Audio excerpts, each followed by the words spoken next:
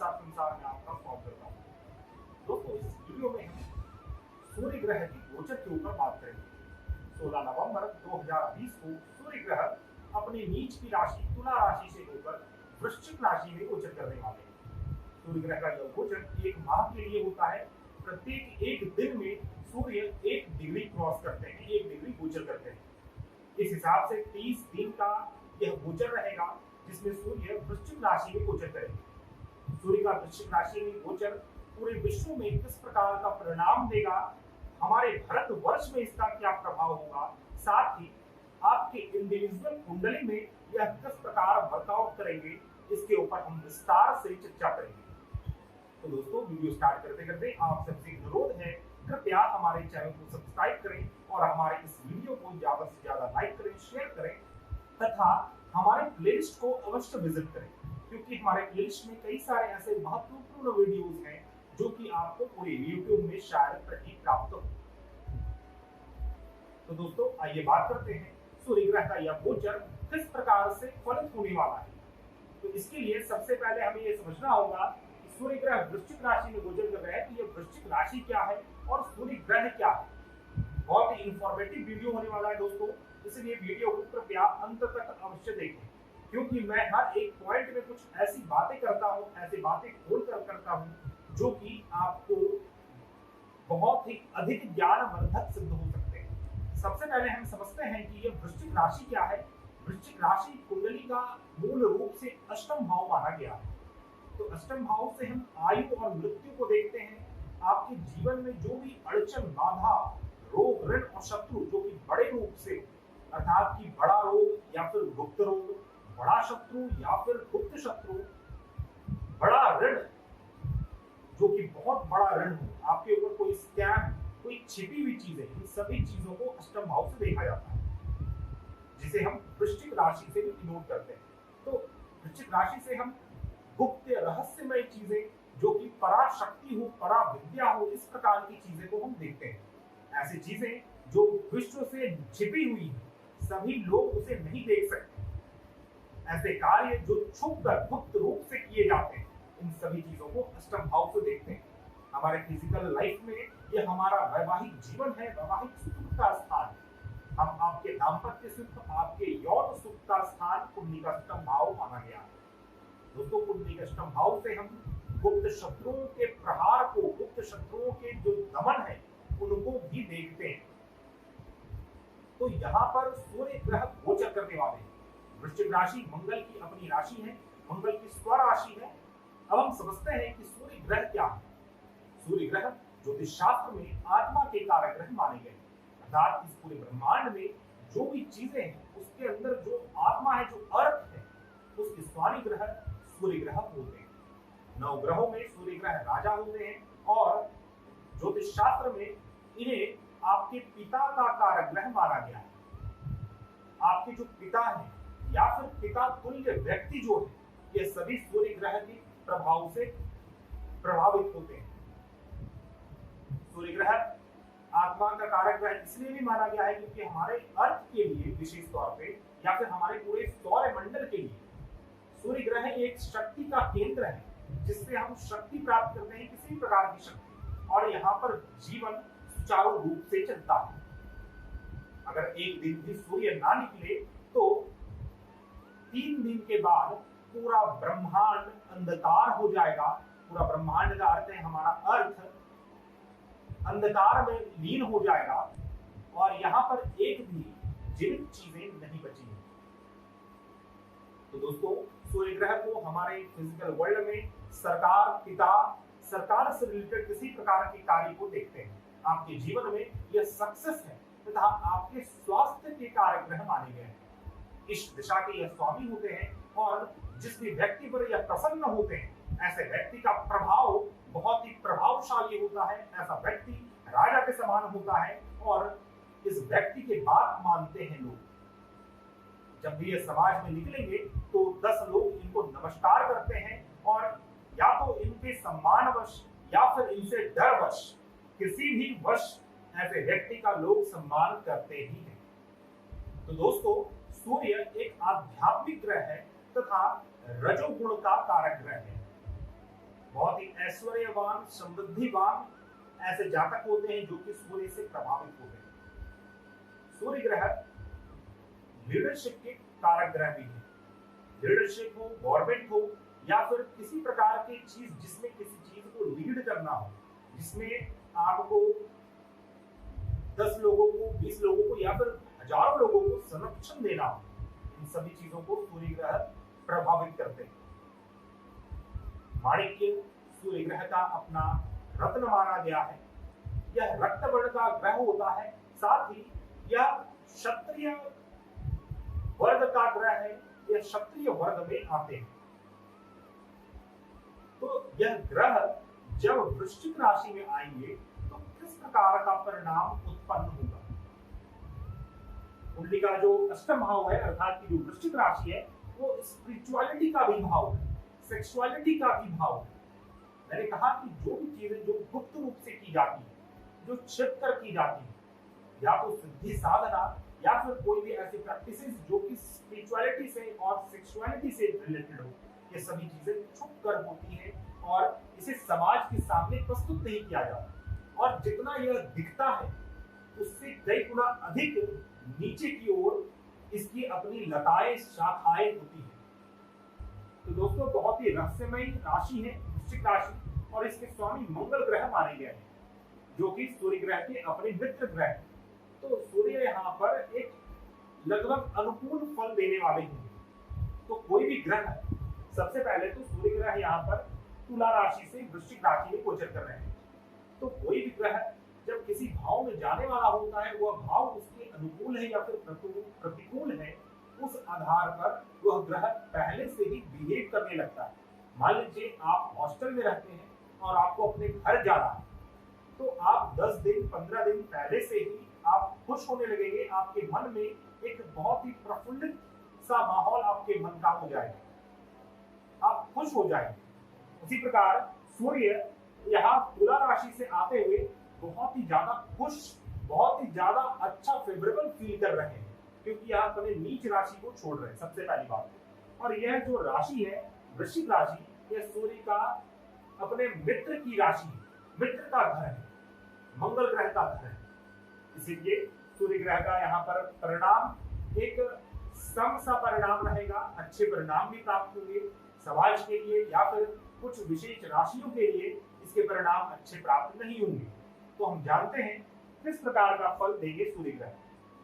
तो दोस्तों, यहाँ पर वृश्चिक राशि में पहले से ही चंद्रमा और केतु ग्रह विराजमान है और यहाँ पर सूर्य ग्रह आ रहे हैं। तो सूर्य ग्रह के आने से सबसे पहले तो हमारे देश में या फिर पूरे विश्व के राजनीति में खलबली मची, क्योंकि यह राजा है, साथ ही राजनेता है और हमारे अपने गवर्नमेंट है।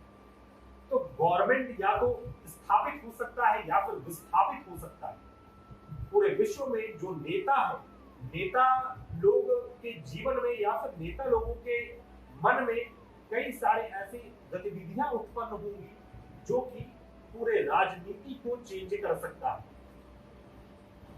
सूर्य ग्रह का यह गोचर हमारे मौसम में भी काफी बदलाव डालने वाला है। मौसम में काफी अधिक बदलाव होगा और आंधी और तूफान जैसी चीजों से लोगों को नुकसान होने की संभावना है।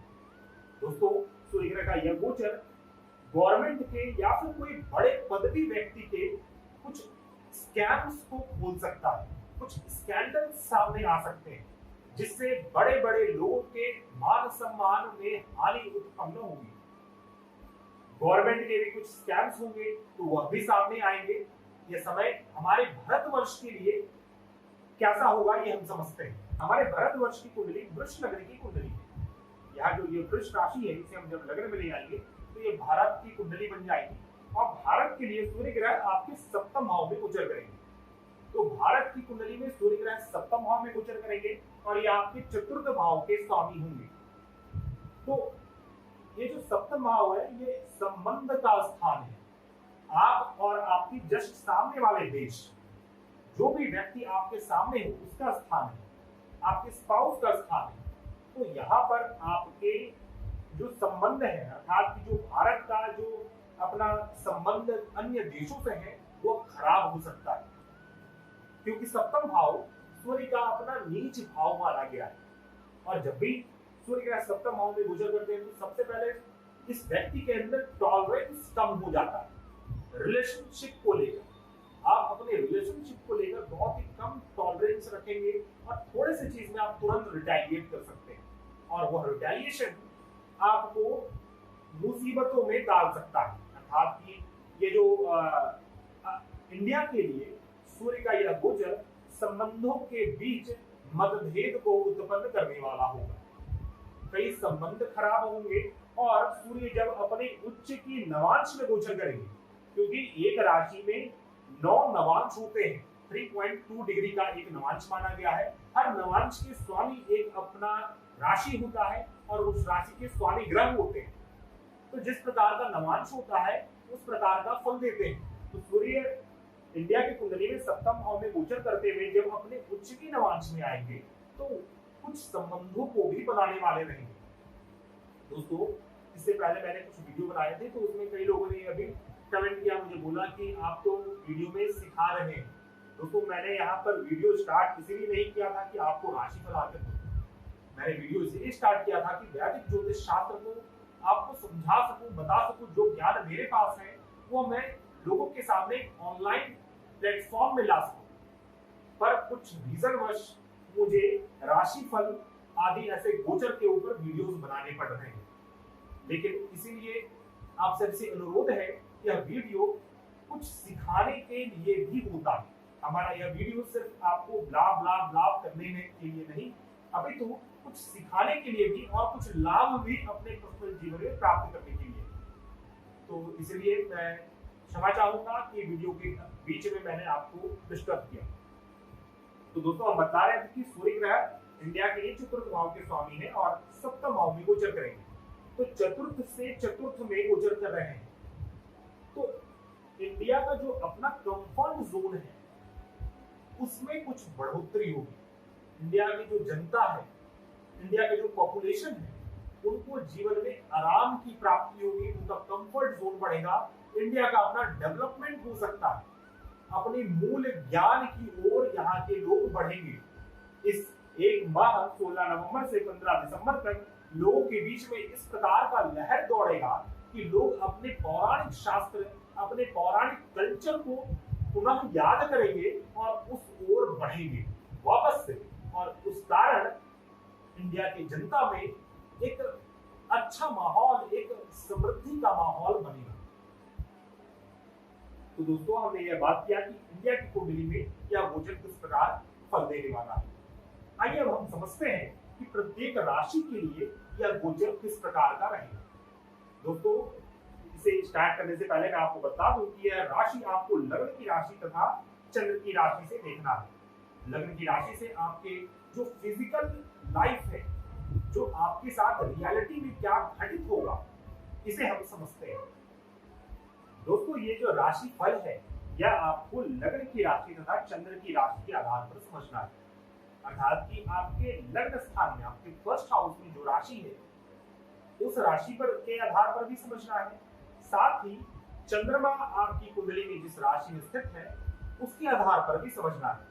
अर्थात दोनों ही राशि का फल आपको देखना है। ऐसा क्यों? क्योंकि लग्न की राशि से हम आपके वास्तविक जीवन को देखते हैं, रियलिटी में आपके साथ क्या चीजें घटित होंगी, इन सभी चीजों को हम आपके लग्न की राशि से देखते हैं। आपका फिजिकल बाउंड्री क्या है, आपका फिजिकलिटी क्या है, आपके साथ वास्तविकता में क्या घटित होगा। और आपकी चंद्र की राशि से हम आपके मेंटल परस्यूट्स को देखते हैं, आपका मन किस प्रकार से प्रभावित होगा सूर्य के इस गोचर से, इसे हम समझते हैं। तो दोस्तों, सबसे पहले तो चंद्रमा जिसकी कुंडली में वृश्चिक राशि में स्थित है, उनके लिए थोड़ा सा यह टफ टाइम होने वाला है, क्योंकि वृश्चिक राशि में चंद्रमा नीच के माने जाते हैं और सूर्य तो वैसे इनके मित्र ग्रह हैं, लेकिन चंद्रमा यहाँ पर पहले से ही नीच है। और जब सूर्य और चंद्रमा का अपना नजदीकी बढ़ेगा, वैसे ही आपका मन और अधिक व्याकुल हो सकता है, आपके मन में अधिक क्रोध उत्पन्न हो सकता है, आप कुछ निगेटिविटी की ओर बढ़ सकते हैं। साथ ही सूर्य जब अपने नीच के नवांश में रहेंगे तब भी यह फल चंद्रमा के लिए या फिर चंद्रमा जिनकी कुंडली में वृश्चिक राशि में है उनके लिए अच्छा नहीं रहेगा। तो वृश्चिक राशि वाले जातक को विशेष रूप से इस गोचर से थोड़ा सतर्क रहना चाहिए, थोड़ा उनको सावधान रहना चाहिए, क्योंकि चंद्रमा इस समय वृश्चिक राशि में ही गोचर कर रहे हैं। आइए जानते हैं मेष राशि वाले जातक के लिए यह गोचर किस प्रकार का परिणाम देगा। मेष राशि वाले जातक के लिए सूर्य ग्रह आपके पंचम भाव के स्वामी है और आपके अष्टम भाव में गोचर करेंगे। मेष राशि आपको यहाँ पर रखना है, तो 1 2 3 4 5, तो सूर्य ग्रह आपके यहाँ पर के स्वामी है। यहाँ पर सिंह राशि आ रहा है और 6 7 8 यहाँ पर वृश्चिक राशि है, तो सूर्य ग्रह यहाँ पर गोचर कर रहे हैं। तो मेष राशि वाले जातक के लिए आपके पंचम भाव के स्वामी अष्टम भाव में गोचर करेंगे, तो आपकी संतान के जीवन में कुछ ऊंच नीच की स्थिति उत्पन्न होगी। अचानक से कोई ऐसे इवेंट्स क्रिएट होंगे आपके संतान के जीवन में जो कि उनको समस्याओं में डाल दें। साथ ही आप भी अपने संतान के लिए थोड़ा सा अधिक चिंतित रहेंगे, लेकिन यह समय आपके संतान के अपने जो कंफर्ट जोन है उसमें भी बढ़ोतरी करने वाला होगा, उनके अपने प्रॉस्पेरिटी, उनके अपने संपत्ति में बढ़ोतरी करने वाला है। लेकिन आप यदि संतान कंसीव कर रहे हैं तो आपके लिए यह समय थोड़ा सा संतान के मामले से ठीक नहीं है। आपको इस समय में अपने लव रिलेशनशिप, अपने पार्टनरशिप से बहुत ही अच्छा परिणाम प्राप्त होने वाला है, क्योंकि मैंने बताया कि वृश्चिक राशि जो है वह सेक्सुअलिटी का स्थान है, किसी भी ऐसे चीज जिसमें डीप रिसर्च करना हो उसका स्थान है। तो आप इस समय अपने लव रिलेशनशिप इन चीजों में बहुत ही ज्यादा डीप तक घुस जाएंगे। ऐसा नहीं कि सेक्सुअलिटी के लिए, बल्कि अपने रिलेशनशिप को और मधुर बनाने के लिए और भी अधिक उस पर रिसर्च करेंगे, जिससे आपके रिलेशनशिप और भी अधिक प्रगाढ़ होगा और आप और आपकी स्पाउस या फिर आपके पार्टनर के मध्य एक बहुत ही अच्छी स्थिति उत्पन्न होगी। या आपको इस समय स्पेकुलेशन बिजनेस से कुछ लाभ दे सकता है, लेकिन ऐसे बिजनेस जिसमें कई लोगों का धन एक साथ इकट्ठा लगा हुआ। साथ ही दोस्तों, सूर्य ग्रह आपके अष्टम भाव में गोचर कर रहे हैं, तो सूर्य अष्टम भाव में जब गोचर करते हैं तो जातक को इनलाइटनमेंट तक दे सकते हैं, क्योंकि यह ऐसा भाव है जिसमें प्रकाश नहीं पड़ता है और सूर्य प्रकाश की कारक ग्रह है, आध्यात्मिकता के कारक ग्रह है, आत्मा के कारक ग्रह है। तो आपकी आत्मा में हिडन चीजों का प्रकाश पड़ेगा, जिससे आप इनलाइटेड भी हो सकते हैं। वैसे व्यक्ति जो कि योगा अभ्यास, धर्म अध्यात्म, सिद्धि साधना में लगे रहते हैं, वैसे जातक के लिए यह समय बहुत ही अलग प्रकार से परिणाम देने वाला होगा। जीवन में कुछ अड़चने, बाधाएं तो उत्पन्न होंगी, लेकिन यह समय आपको ऐसे डीप रियलिटी को समझने का मौका देगा जो कि आपने कई बार समझना चाहा होगा, लेकिन फिर भी आपका माइंड उतना डीप रिसर्च वाला नहीं है कि आप रिसर्च कर पाए। आध्यात्मिकता के, सेक्सुअलिटी के या फिर कोई भी ऐसे हिडन चीजों के जो कि समाज में व्याप्त है लेकिन जिसके बारे में ज्यादा चर्चा नहीं की जाती है, वैसे चीजों को समझने में आपका मन लगेगा और आप बहुत ही बड़े बड़े चीजों को समझ सकेंगे। गुप्त विद्याओं की प्राप्ति आपको इस समय हो सकती है। आप कोई ऐसे आइसोलेटेड प्लेस या फिर कोई गुप्त प्लेस में जा सकते हैं अपने पढ़ाई लिखाई को करने, अपने ग्रेजुएशन को करने या फिर अपने धर्म अध्यात्म कर्म कांड से रिलेटेड पढ़ाई को करने। दोस्तों, वृषभ राशि वाले जातक के लिए सूर्य ग्रह आपके चतुर्थ भाव के स्वामी है और आपके सप्तम भाव में गोचर करेंगे। तो चतुर्थ भाव से सप्तम भाव में गोचर कर रहे हैं, अर्थात कि चतुर्थ से चतुर्थ में आपके सप्तम में बैठेंगे सूर्य ग्रह। तो वृषभ राशि वाले जातक के लिए समय थोड़ा सा अनुकूल नहीं रहने वाला है, क्योंकि कुंडली का सप्तम भाव रिलेशनशिप, विवाह, पार्टनरशिप, आपका व्यापार का स्थान है और यहाँ पर सूर्य ग्रह मार्केश की स्थिति उत्पन्न करते हैं। आपके स्पाउस के लिए समय अच्छा नहीं है, आपके रिलेशनशिप के लिए समय अच्छा नहीं है। मे भी आप जो बिजनेस कर रहे हैं, आप उस बिजनेस को ना कर पाए, उसको आगे प्रोसीड ना करके उसे वहीं पर रोक दें कि आप किसी प्रकार के रिलेशनशिप आपका टूट सकता है। या फिर कोई संबंध, अच्छे संबंध खराब हो सकते हैं। उसका रीजन बस यह है कि सूर्य यहाँ पर आकर इगोइस्टिक हो जाते हैं। इनके अंदर रिलेशनशिप को होल्ड करने का पेशेंस नहीं रहता है, क्योंकि सूर्य एक राजा है और राजा के अंदर पेशेंस नहीं है। वो जब चाहता है तब करता है।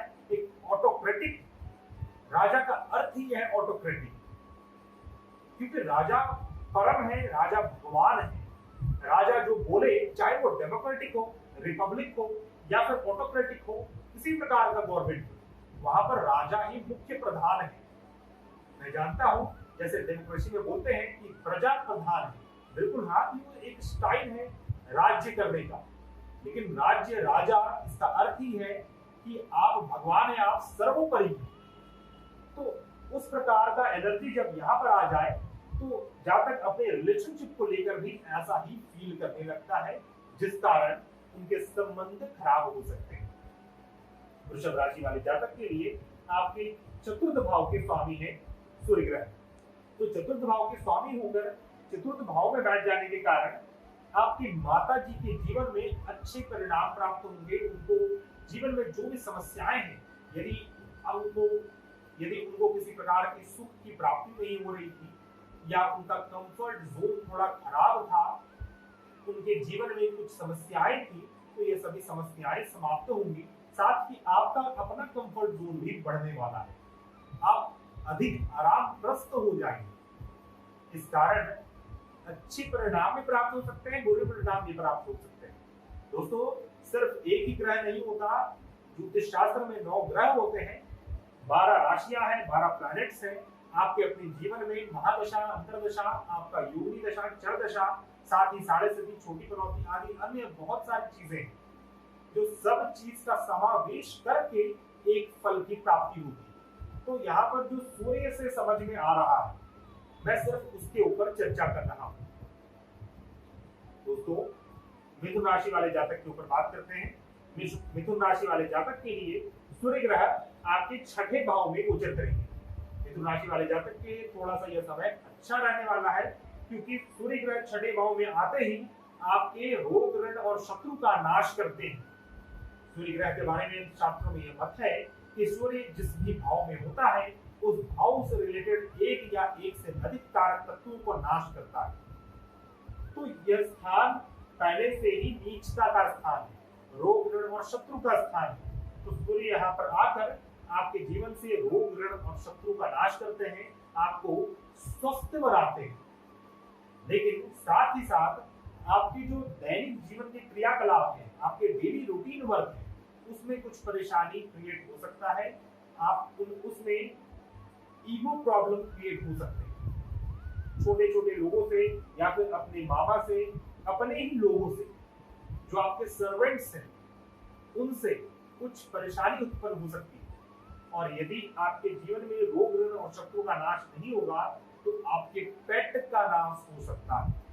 पेट कारक है जो भी पालतू जीव जंतु आप रखते हैं, इस समय उनकी भी मृत्यु हो सकती है, क्योंकि यह पेट्स का भी स्थान माना गया है।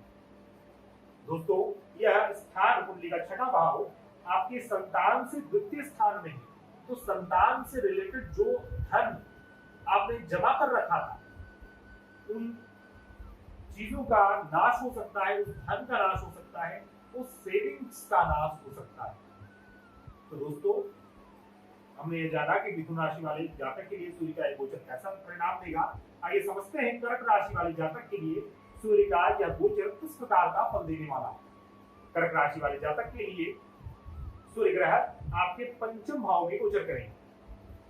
आपके द्वितीय स्थान के स्वामी रहेंगे सूर्य ग्रह, क्योंकि कर्क राशि यहाँ से स्टार्ट होगा 4 और 5, तो आपके द्वितीय भाव के स्वामी है और आपके पंचम भाव में गोचर करेंगे। तो आपके लिए भी यह समय थोड़ा अच्छा होने वाला है। बहुत ही अच्छा नहीं बोलेंगे, मिला जुला फल प्राप्त होगा, एक सम फल की प्राप्ति होगी। सबसे पहले तो आप अपनी वाणी में संयम रखें। नित्य गायत्री मंत्र का जप अवश्य करें, क्योंकि आपकी वाणी के, आपके कंठ के स्थान के स्वामी है, आपके नेत्र के स्थान के स्वामी है, और यह आपके पंचम भाव में गोचर कर रहे हैं। तो इस समय यदि आप अपनी वाणी में संयम नहीं रखेंगे, तो फिर से आपके रिलेशनशिप खराब हो सकते हैं, आपके अपने संतान,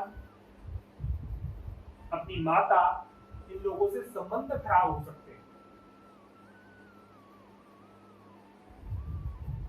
पर दोस्तों, धन के संबंध में यह समय बहुत ही अच्छा रहने वाला है कर्क राशि वाले जातक के लिए, क्योंकि धन भाव के स्वामी होकर पंचम भाव में गोचर कर रहे हैं। तो आपका जो जमा धन है वो स्पेकुलेशन बिजनेस से आ सकता है, ईश्वरीय कृपा से प्राप्त हो सकता है। इस समय आपको संतान की भी प्राप्ति हो सकती है। आप नए व्यापार शुरू करेंगे, उस व्यापार में आपको सफलताएं प्राप्त होंगी। ये समय आपके अपने लव रिलेशनशिप के लिए थोड़ा सा प्रतिकूल है, क्योंकि इस समय आपको अपने ईगो को नीचे रखते हुए रिलेशनशिप को अधिक तवज्जो देना है, अधिक महत्व देना है, और अपने स्पाउस, अपने पार्टनर के हिसाब से भी थोड़ा सा आपको सोचकर एक बार देखना है। सिर्फ आप अपनी बातें को ना करते हुए सामने वाले व्यक्ति की भी बात को सुने, तब यह समय एक सम रहेगा, अन्यथा कुछ समस्याएं उत्पन्न हो सकती हैं। कर्क राशि वाले जातक के लिए यह समय एक आध्यात्मिकता देने वाला होगा। आप इस समय कुछ ऐसी यात्राएं करेंगे जिसको करने से आपको अपने जीवन में कुछ अलग हटकर आध्यात्मिकता का प्रभाव प्राप्त हो, आध्यात्मिकता का ज्ञान प्राप्त हो। दोस्तों, सिंह राशि वाले जातक के ऊपर बात करते हैं। सिंह राशि वाले जातक के लिए ये आपके लग्न स्थान के स्वामी रहेंगे, साथ ही आपके चतुर्थ भाव में गोचर करेंगे। तो सिंह राशि वाले जातक के लिए समय बहुत ही अच्छा रहेगा, क्योंकि आपके केंद्र भाव के स्वामी होकर केंद्र भाव में आ जा रहे हैं।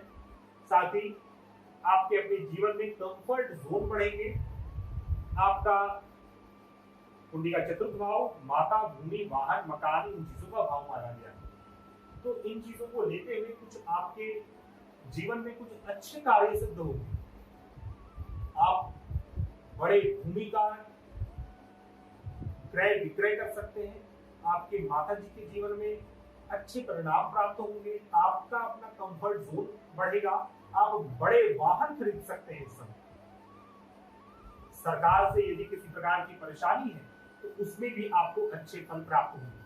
सरकार से रिलेशनशिप अच्छा बनेगा, क्योंकि यहाँ पर सूर्य ग्रह दशम भाव में दृष्टि डालेंगे।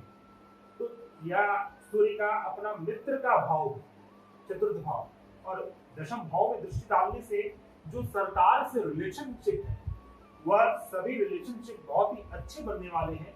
सरकार से कुछ लीड्स आपको प्राप्त हो सकते हैं। सरकार से आपको कुछ इनाम, कुछ तोहफा प्राप्त हो सकता है। कन्या राशि वाले जातक के लिए सूर्य ग्रह आपके 12वें भाव के स्वामी हैं और आपके तृतीय भाव में गोचर करेंगे। तो 12वें भाव के स्वामी होकर तृतीय भाव में गोचर करने से आप इस समय फॉरेन ट्रैवल कर सकते हैं, या फिर आप कोई दूर देश को जाएंगे और उस दूर देश में आप छोटे छोटे ट्रैवल्स करते रहेंगे। इस समय आपको कुछ लॉसेस हो सकते हैं। आप जिस भी कार्य को करने के लिए यदि आप एफर्ट डालेंगे, या फिर विदेश स्थान से रिलेटेड आप किसी कार्य को करने के लिए एफर्ट डालेंगे, अपने लॉस को रोकने के लिए कुछ एफर्ट डालेंगे, तो उस एफर्ट में आपको संघर्ष के साथ सफलताएं प्राप्त होंगी। इस समय सूर्य जीवन में संघर्ष की स्थिति उत्पन्न करेंगे। कोई भी कार्य आपका संघर्ष के साथ पूर्ण होगा। साथ ही सरकार, उच्च अधिकारी, इन चीजों से कुछ हानि होने की भी संभावनाएं हैं। आपके संबंध अपने छोटे भाई बहन से कटु हो सकते हैं। अपने ईगो को, अपने भाई बहन, अपने मित्रगण, इन लोगों से दूर रखें। आप यदि कोई बड़े कार्य को करने के लिए एफर्ट डालेंगे तो सूर्य यहाँ पर पराक्रमी फील करते हैं। सूर्य तो पराक्रमी है ही, और यह भाव भी पराक्रम का भाव है। तो यहाँ पर जातक के कुंडली में जैसे ही सूर्य आते हैं वैसे ही जातक पराक्रमी हो जाता है। आप ऐसे बड़े बड़े कार्य को सिद्ध करेंगे जो कि आपने खुद भी नहीं सोचा होगा। इस समय यदि आप कोई लंबे समय से किसी चीज का विचार कर रहे थे और किसी असमंजसवश या फिर किसी भी कारणवश आप उस कार्य को नहीं कर पा रहे थे, तो इस समय आपको एफर्ट डालना चाहिए, आपके कार्य सिद्ध होंगे। दोस्तों, तुला राशि वाले जातक के लिए सूर्य ग्रह आपके 11th लॉर्ड, आपके 11th हाउस के स्वामी और आपके 2nd हाउस में गुजर गए हैं। अर्थात कि आपके 11th हाउस से 4th हाउस में, सेकंड हाउस में जाएगी। 11th हाउस से 4th हाउस है, 1 2 3 4। तो आपकी अपने बड़े भाई बहन के जीवन में कंफर्ट जोन बढ़ेगा, आपकी कार्य स्थान में कंफर्ट जोन बढ़ेगा, आपके समाज में आपकी मान प्रतिष्ठा यश कीर्ति फैलेगी। धन के संबंध में यह समय बहुत ही अच्छा परिणाम देने वाला होगा, क्योंकि आपके जो आय है, जो कि आपका फिक्स्ड इनकम है, वो आपको रेगुलर इनकम स्थान में चला जा रहा है, या आपके जमा धन के स्थान में जा रहा है। यह एक काम भाव है और यह एक अर्थ भाव है। तो जो कामनाएं आपके जीवन में आपको अपने धन से रिलेटेड थी, यदि आपके जीवन में धन की कमी थी, धन जमा नहीं हो पा रहा था, जो आपका फिक्स्ड इनकम होता था वो लॉस हो जाता था या फिर किसी और चीजों में लग जाता था, आप बहुत दिनों से सोच रहे थे धन को जमा करने का, लेकिन वो चीजें नहीं हो पा रही थी, तो इस समय यह फलित होगा, आपके सेकंड हाउस में आपका फिक्स्ड इनकम जमा हो जाएगा। आपके मित्रगण, आपके नेटवर्क सर्कल, आपके जो अपने कलीग्स हैं, उनके मध्य आपके अच्छे इमेज बनेंगे, आपका अच्छा रिलेशनशिप बनेगा। दोस्तों, वृश्चिक राशि वाले जातक के लिए सूर्य ग्रह आपके 10th हाउस के स्वामी हैं और आपके फर्स्ट हाउस में गोचर करेंगे। वृश्चिक राशि के लिए यह समय बहुत ही अधिक अनुकूल रहेगा। वृश्चिक राशि मंगल की राशि है और सूर्य और मंगल की मित्रता है। आपके 10th हाउस के स्वामी होकर जब फर्स्ट हाउस में बैठते हैं, तो सबसे पहले तो आपको आपके करियर, प्रोग्रेशन, आपके प्रोफेशन, इन चीजों में उत्थान करवाएंगे। दोस्तों, वृश्चिक राशि वाले जातक के लिए सूर्य ग्रह आपके 10th हाउस के स्वामी होकर आपके फर्स्ट हाउस में बैठ रहे हैं। फर्स्ट हाउस में वृश्चिक राशि है और वृश्चिक राशि मंगल की राशि है, सूर्य और मंगल की मित्रता है। सूर्य यहाँ पर बहुत ही अनुकूल फील करेंगे आपके लग्न में बैठकर। सबसे पहले तो यहाँ पर सूर्य दिग्बली हो जाएंगे। सूर्य आपके लग्न में होकर आपके स्वास्थ्य को ठीक करेंगे, आपको स्वस्थ बनाएंगे, आपका मान सम्मान, पद प्रतिष्ठा समाज में फैलेगा, आपके अपने कार्य स्थान में उपलब्धियां प्राप्त होंगी, आप किसी बड़े पद को हासिल कर सकते हैं। किसी अच्छे बड़े गवर्नमेंट एग्जाम आपने दिया था, तो उसके उत्तीर्ण परिणाम आपको प्राप्त होंगे। आपके 10th लॉर्ड होते हुए आपके फर्स्ट हाउस में बैठ जा रहे हैं, तो आप अपने ऑफिस में अपने कलीग्स या फिर अपने पीयर्स के बॉस बन सकते हैं। आपको इस समय टीम लीड बनाया जा सकता है, या फिर आप कोई बड़े कार्य स्थान में, कोई बड़े ऑफिस में जा सकते हैं। सरकार से आपको अच्छे फल प्राप्त होंगे। सरकार से रिलेटेड जो भी प्रॉब्लम्स हैं, वो सभी चीजें समाप्त होंगी वृश्चिक राशि वाले जातक के लिए। ये समय आपके, चूंकि ये आपके साउथ डायरेक्शन के स्वामी हैं और ईस्ट डायरेक्शन में आ जा रहे हैं, और ईस्ट डायरेक्शन सूर्य का अपना डायरेक्शन है, तो एक तरह से सूर्य यहाँ पर उच्चता का फील करेंगे। दोस्तों, धनु राशि वाले जातक के लिए सूर्य ग्रह आपके 9th लॉर्ड है और 12th हाउस में गोचर करेंगे। धनु राशि वाले जातक के लिए 9th हाउस के स्वामी सूर्य रहेंगे और 12th हाउस में गोचर करने से क्या आपको स्पिरिचुअल प्लेसेस विजिट करवाएंगे। आप इस समय कोई लंबा ट्रैवल कर सकते हैं, कोई बड़ा यात्रा कर सकते हैं, यहाँ तक आप विदेश भी जा सकते हैं, और उस बड़े यात्रा से आपको गुप्त रहस्यमय ज्ञान की प्राप्ति होगी, कोई ऐसे स्पिरिचुअल ज्ञान की प्राप्ति होगी, हायर फिलॉसफी ऑफ लाइफ की प्राप्ति होगी, जिससे आपका जीवन तर जाए। यह एक जीव आत्मा का योग का निर्माण करेगा। आपको इस समय देवी देवताओं की कृपा प्राप्त होगी, अपने इष्ट, अपने पितरों की कृपा प्राप्त होगी। दोस्तों, यह समय आपके भाग्य के लिए भी बहुत ही अच्छा रहने वाला है, क्योंकि धनु राशि के 9th हाउस के स्वामी है सूर्य। सूर्य खुद एक आध्यात्मिक ग्रह है और 9th हाउस आध्यात्मिकता का कारक भाव है। गुरु, पिता, आपका अध्यात्म, लॉन्ग डिस्टेंस ट्रैवल, आपका तीर्थ यात्रा, इन सभी चीजों को 9वें भाव से देखते हैं। और 12th हाउस में जब गोचर करेंगे, तो 12th हाउस एक आइसोलेटेड प्लेस है। आश्रम, असाइलम, जेल, इन सभी चीजों को, हॉस्पिटल, इन सभी चीजों को 12th हाउस से देखते हैं। तो आप ऐसे प्लेसेस विजिट कर सकते हैं और उस प्लेस से आपको बहुत ही अच्छा फल की प्राप्ति होगी। आपका भाग्योदय होगा, विदेश यात्रा करने से भाग्योदय होगा, लॉन्ग डिस्टेंस ट्रैवल करने से भाग्योदय होगा। आपके अपने गुरु, अपने पिता के जो कंफर्ट जोन है उसमें बढ़ोतरी होगी। तो दोस्तों, धनु राशि वाले जातक के लिए भी समय अच्छा रहेगा। मकर राशि वाले जातक के लिए सूर्य ग्रह आपके अष्टम भाव के स्वामी होकर आपके 11th हाउस में गोचर करेंगे। तो अष्टम भाव के स्वामी है सूर्य, 11th हाउस में गोचर कर रहे हैं। तो सबसे पहले तो यह जो गोचर है, यह गोचर आपको गुप्त संबंधों में बांधने वाला होगा। आपके कुछ ऐसे रहस्य खुल सकते हैं सभी के सामने जो आपने बहुत ही छिप कर किए। मकर राशि वाले जातक को थोड़ा सा सावधान रहना चाहिए। आपने यदि कोई गलत कार्य किया है तो गलत कार्य समाज के सामने आ सकता है। यदि आपने कोई शुभ कार्य किया है, कोई रिसर्च वर्क आपने किया है, कोई डीप एनालिसिस किया है, तो वह भी समाज के सामने आएगा और समाज उसके प्रति कुछ ना कुछ अवश्य रिएक्ट करेगा, जिससे आपके मान सम्मान की बढ़ोतरी होगी या फिर कमी उत्पन्न होगी। दोस्तों, आपके संबंध गुप्त और रहस्यमय लोगों से हो सकते हैं। यह स्थान जो है ये मित्रता का स्थान है, नेटवर्क सर्कल का स्थान है। तो आपका नेटवर्क सर्कल जो है वो 8th हाउस से आया हुआ रहेगा। तो जो ऐसी चीजें, जो बैकग्राउंड अंडरग्राउंड के लोग, जो अंडरवर्ल्ड के लोग, उन लोगों से आपके संबंध हो सकते हैं। और चूंकि वृश्चिक राशि है यहाँ पर, तो वृश्चिक राशि मंगल भी जो है, जो वृश्चिक राशि का डिपॉजिटर है, तो मंगल भी अपने मित्र की राशि मीन राशि में स्थित है। तो इस कारण क्या है कि अल्टीमेटली आपको अच्छे फल ही प्राप्त होंगे। लेकिन मैं अभी नवांश के ऊपर बात करूंगा कि एक राशि में 9 नवांश होते हैं, तो नवांश के अनुसार भी फल देखना आवश्यक है।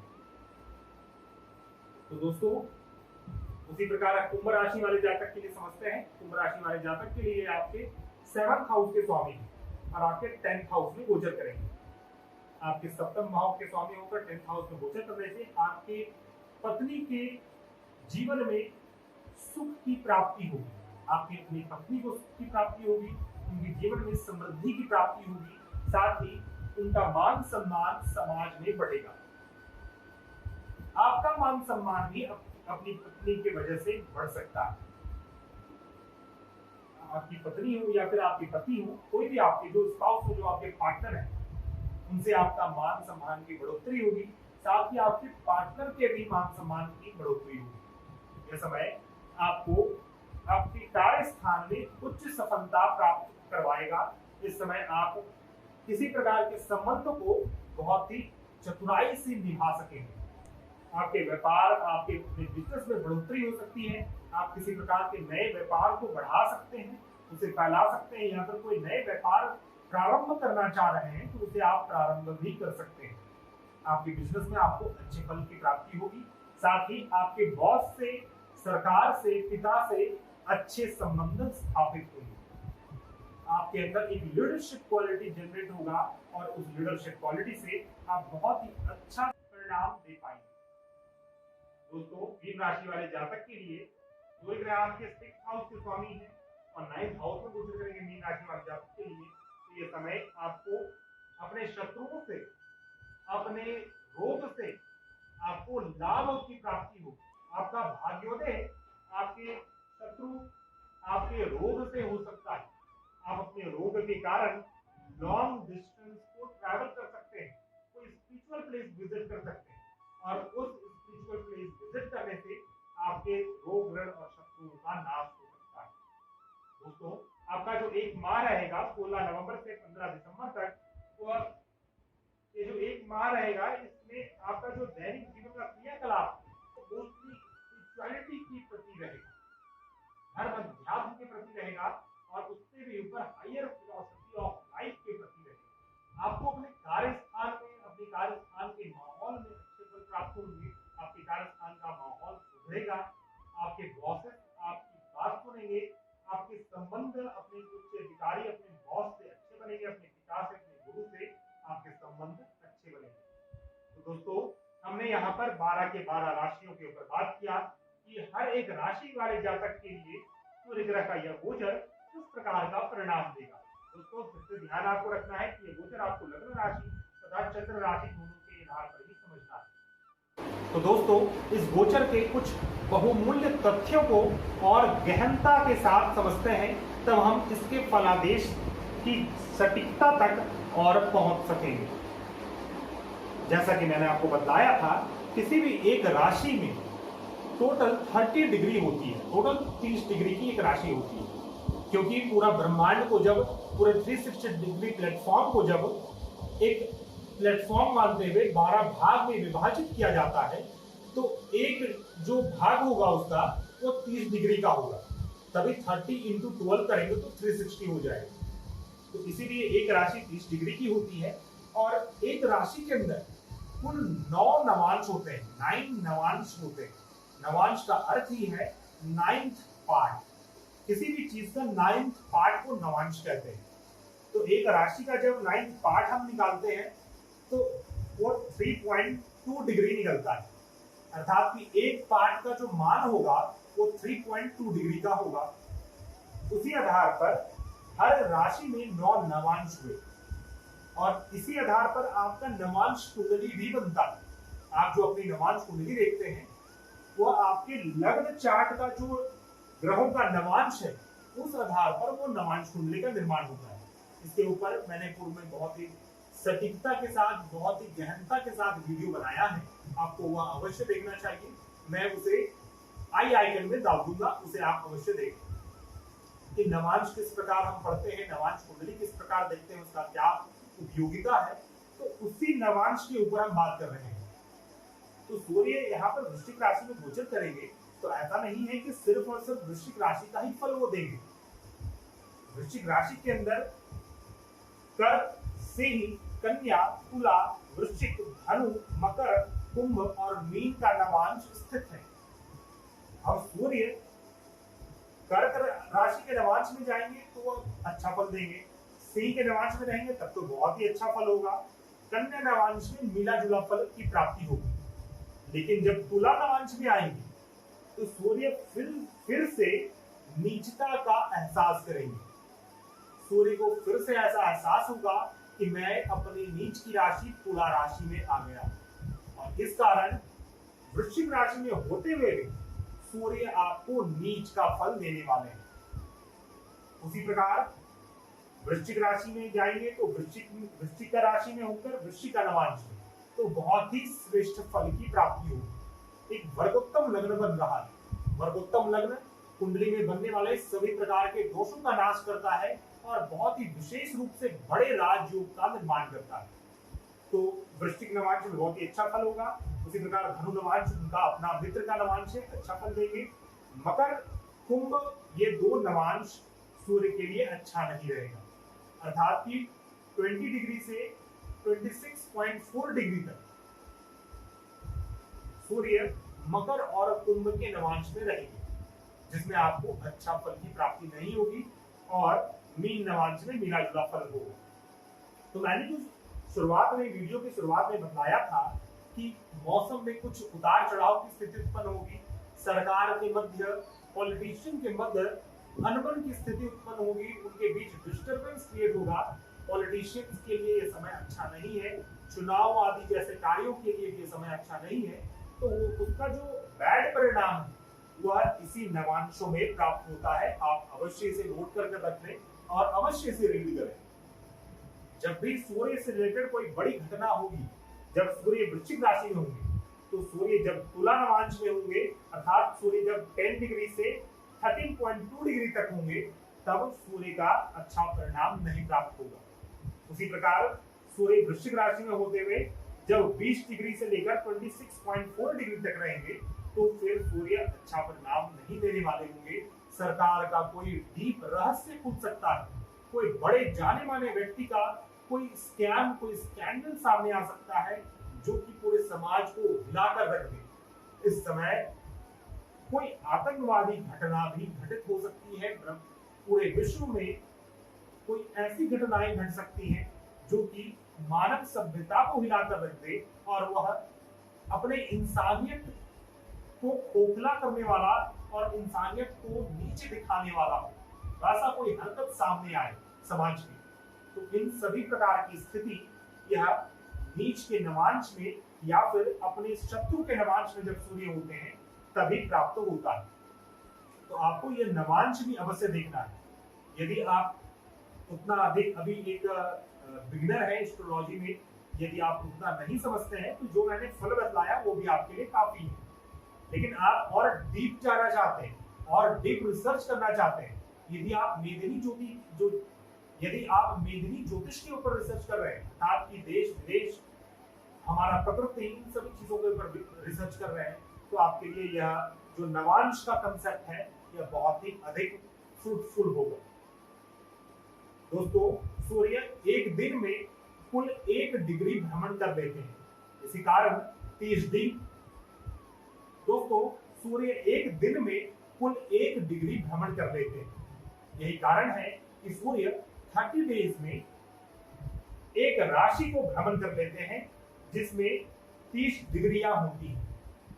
एक राशि की डिग्री 30 डिग्री होती है और सूर्य 30 दिन में इस 30 डिग्री के राशि को कवर कर लेते हैं।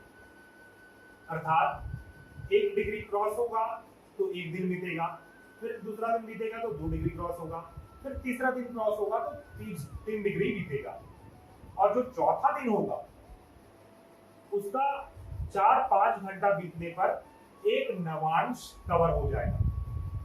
अर्थात कि कुल 3.33 डेज इज इक्वल टू 1 नवांश। यह सूर्य के लिए, हर एक ग्रह के लिए अपना अलग कैलकुलेशन होगा। ये कैलकुलेशन मैंने आपके सामने इसलिए रखा कि आपको और अच्छे से समझ में आ सके और आप अपने रिसर्च को और भी गहनता से कर सकें। तो 3.33 डिग्री इक्वल टू 1 नवांश होता है। सूर्य के गोचर से स्टार्ट करना है। सूर्य 7 बजे सुबह 7 AM को 16 नवंबर 2020 को वृश्चिक राशि में गोचर कर रहे हैं। तो दोस्तों, आशा करता हूं आपको मेरा यह वीडियो पसंद आया होगा, साथ ही आपको मेरा यह वीडियो समझ में भी आया होगा। यदि आपके कुछ सुझाव हैं, यदि आप कुछ प्रश्न पूछना चाहते हैं तो कृपया कमेंट में अवश्य प्रश्न पूछ सकते हैं। दोस्तों, वीडियो समाप्त करते करते मैं आप सभी से यही अनुरोध करना चाहूंगा कि कृपया हमारे चैनल को सब्सक्राइब करें, हमारे इस वीडियो को ज्यादा से ज्यादा लाइक करें, शेयर करें। दोस्तों, मैंने यह वीडियो थोड़ा पहले ही बना दिया क्योंकि मुझे इस वीडियो को पहले डालना था, क्योंकि शायद मैं हर समय अपने वीडियोस को लेकर थोड़ा लेट रहता हूँ। उसका भी रीजन है, जल्द ही वो रीजन समाप्त होगा। इसलिए आप सबसे अनुरोध है, कृपया चैनल को आगे बढ़ाएं, आप हमें सपोर्ट करें। आपके सपोर्ट की आवश्यकता है। यदि आप किसी प्रकार की समस्या से जूझ रहे हैं और उसका समाधान ज्योतिष शास्त्र के माध्यम से चाहते हैं तो आप हमारे से कांटेक्ट कर सकते हैं। हमारा कांटेक्ट डिटेल्स आपको मेरे डिस्क्रिप्शन बॉक्स में मिल जाएगा। दोस्तों, हम मिलते हैं नए वीडियो में, तब तक के लिए धन्यवाद। जय हिंद।